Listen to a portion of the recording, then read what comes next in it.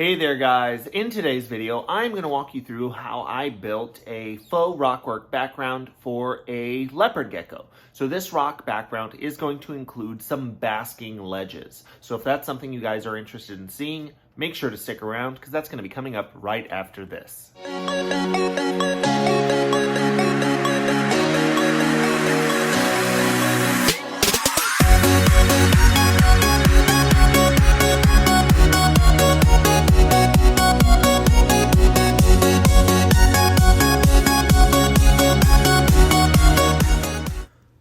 Now I did want to show you the finished product before we get started in this video so you can know what to expect.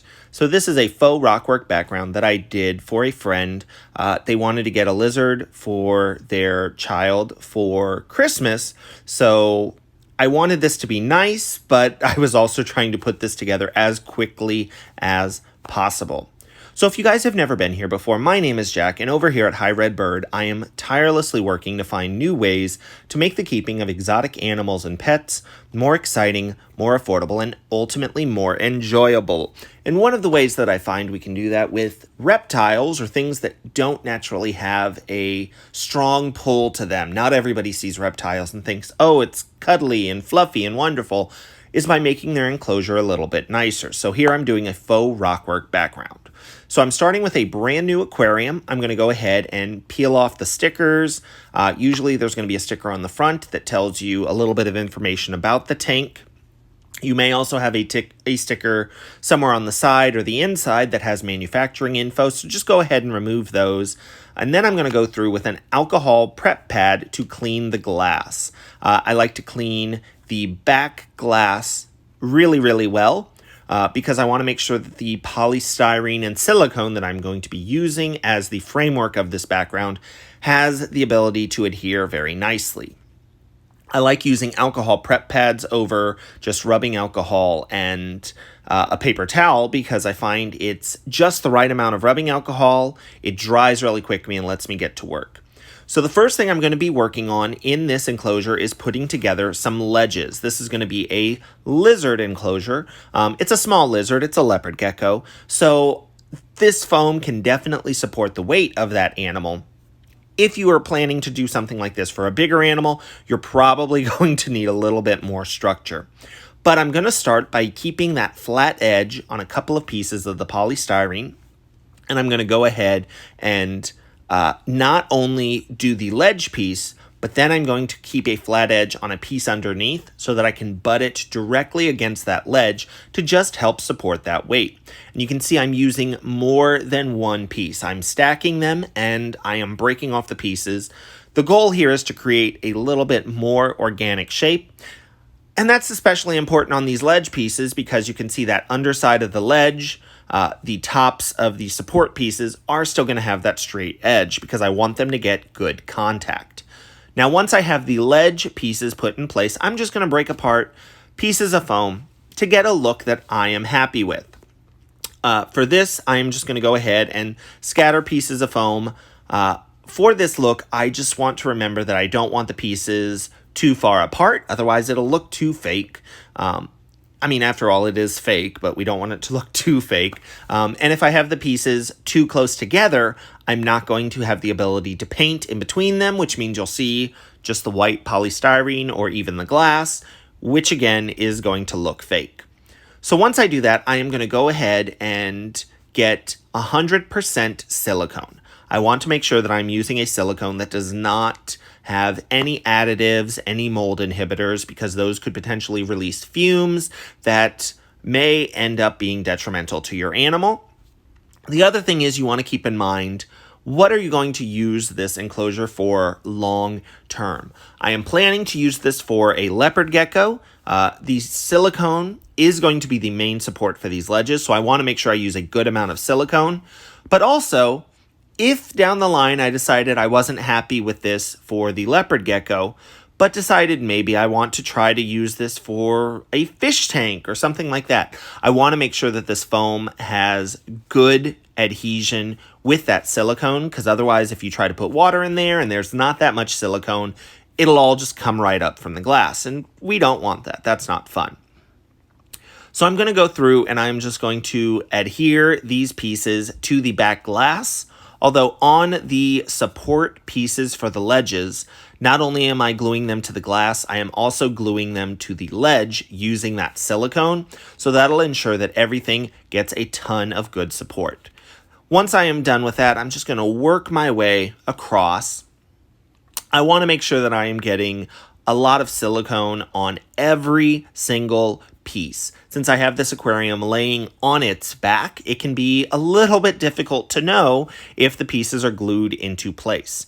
Now, I like to do this with the aquarium on its back because it ensures that gravity is going to help these pieces be secured. But once I'm done gluing, I am going to go through and check the pieces. And I cannot recommend this enough. Please double check. There are a few things that'll frustrate you more than if you pick this enclosure up and realize that one of the pieces was not secured in place. Now, once I am done securing them, I am going to need to wait about 24 hours for that silicone to cure. But of course, your time for curing may be a little bit difficult or a little different. So make sure that you are checking the instructions on your silicone to make sure that you are using the appropriate time for that silicone to cure. Now I'm going to be going through with Drylock Masonry Waterproofer. This is one of my favorite things to use for detailing backgrounds. Once upon a time, I used to use tile grout, and I will say that the Drylock is incredible, especially if you have ever made something using the tile grout, for a couple of reasons. One, it is thinner, so it is easier to apply. The tile grout never really wants to stick to the glass, the silicone, much of anything. The Drylock does stick much better. So I am going to be coloring the Drylock using some concrete colorant. It is a powder, so that's going to get me the base color that I want. Now, concrete color doesn't come in that many different shades. Usually you can find natural colors like terracotta, sand, maybe a charcoal gray, but you are going to be fairly limited. So one thing that I like to do is once I get that colorant worked in, I will also go through with acrylic paint and use the acrylic paint to get the Drylock to the shade that I want. The benefit here is if you add too much of the concrete colorant, that powdered concrete color, it will make this very, very chunky, a little bit harder to work with. As is, the Drylock is going to be a good amount thicker than normal paint, so I would recommend not using paintbrushes that you are overly attached to. Between how thick the Drylock is and the stippling motion that we are going to need to use to create a natural look, I can assure you that the paintbrushes will be dead after this project. So I just get some lightweight, cheap paintbrushes for this project. So you can see I add a little bit of red, a little bit of black to the color. The first coat of Drylock is one where I like to play around with color because it will ultimately be covered up. We are going to need to do several coats on here, but I want to get an idea of what these colors are going to look like. And if you've never done this before, let me tell you right now that the color it goes on wet is not the color it will be once it dries. So if you play around, if you get to a color you are happy with, you can try to replicate that a little bit easier every single time. Now I'm just going to go through and I'm going to apply this Drylock to everything that I want to be coated. So it's going to be all of the polystyrene on the background. I want to make sure that I'm getting the front face, but also all of the sides, the underside, because even if you can't see it while you are painting, you will probably see it later on. So take breaks during this process to step back and look at the enclosure that you are working on from every single angle. The good news is that since there's nothing on the bottom of the enclosure right now, I can look through that bottom glass to see if there's anything that I'm missing. I can look from the sides, from the top. So I am going to try to get as much of this as possible. Now the Drylock will adhere to itself better than anything else. So I'll tell you right now, After your first coat, it will end up looking like you have missed a few spots, and that's just the way that the dry lock dries, and that's why we know going into it that we are going to have to do several coats. So don't be discouraged if you have some spots that you missed, just know that we're going to cover them up later. So once you do your first coat, and you can see I was not particularly happy with the color that I ended up with. It was a little bit too dark, too red for me. So now I'm just going to go with a lighter color. I do also recommend using a slightly different shade for every coat that you do. The reason for that is that you can really easily see at a glance how many coats a single part of the enclosure has. If I was using all the same color, it would be really hard to know if I had already painted a section or if I hadn't. But if I use two different shades like this, I can see really easily what parts I have painted, what parts I haven't using the dry lock. Now I am also going to use some multiple size brushes. And with the ledges, you may need to break your brush just to get that shorter handle. There's a lot of different options that you can use here. You want to pay attention to the size of your ledges. I would typically recommend that a ledge not come out more than about a third of the total tank. You want to make sure that your hand can fit with a paintbrush to be able to go through detail around those ledges. Now what I'm going to go through and do is using a small craft paintbrush and just a little bit of the white dry lock, the way that it comes out of the can, I am going to go through and dry brush these rocks. Now what that means is I'm going to pick up some of that dry lock on my paintbrush, just a little bit, and using a paper towel, I'm going to try to blot off as much as possible. Now that's going to leave me the tiniest bit still on the brush. So then I can go through and detail the edges, any raised sections of the rockwork. It's just going to create a really nice natural look. You can use the same technique with darker colors if you want to try to create the look of dirt smeared into the crevices of the rocks. You can use it with shades of green if you want to create the look of algae or moss. There really is a lot that you can do in terms of detailing your rockwork to make it look more natural. But I will tell you right now, dry brushing in white is the bare minimum of what I could do for creating this rockwork to make it look natural. It is what I recommend. If you're not going to do anything else, at least do that. I promise, even if you think it will not make that much of a difference, it really does. The dry brushing with the light color makes everything look a little bit more natural.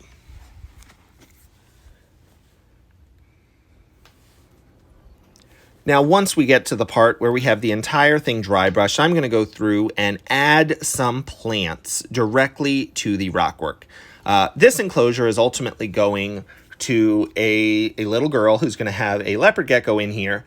And while I could do things like live plants, that's obviously going to be a lot more maintenance. The goal on this enclosure was to keep the maintenance as low as possible. So I'm going to go through first with a succulent that has a little bit of movement to it, a little bit of drape. Now I can use a wide variety of different plants. I want to create a look that I like. So I am going to be using these faux succulents, but you also want to make sure that they are going to be safe for your animal. So they are completely plastic. There is no metal wire that an animal could get injured on that could potentially leach chemicals into the enclosure. So just make sure that the plants that you are using are safe. You want to avoid things like plants that could potentially degrade, especially depending on the type of enclosure you are building. If you are building a rainforest enclosure with a lot of humidity, obviously, certain plants could break down. They could start to mold a lot faster. These plastic plants in a drier desert setting enclosure should be absolutely great. So the first thing I'm going to do is, again, I'm going through with 100% silicone, no additives, no mold inhibitors. That's what I'm going to be using to attach these succulents. I'm going to be attaching these draping ones in bundles. And the reason for that is I want it to look a little bit more natural. And if you have just a single piece, it's not going to look that good, but also you're going to be able to see where it is adhered to the rockwork. So if you do a bundle, it'll cause it to grow out instead of just straight down. That will cover the silicone that you have used. You could also always go through when you are done using a little bit of acrylic paint, maybe even a little bit of a dry lock tinted with acrylic paint so you get that rougher, rockier texture, and paint the silicone once you are done.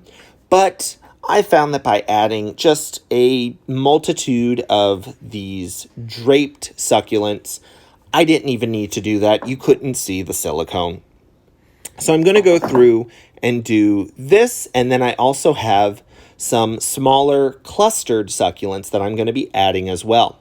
Now, what you want to think about when you are doing this is where would these plants be growing if this was in the wild, if these were real plants. So obviously, like the small clustered succulents wouldn't be growing on the underside of rocks because they would be completely shaded. For things like these draped succulents, you could see I'm aiming for, they would be rooted in the cracks of the rockwork, and they would be growing in a place where their leaves would grow over rocks, so they would be getting plenty of light. So just try to think about things like that.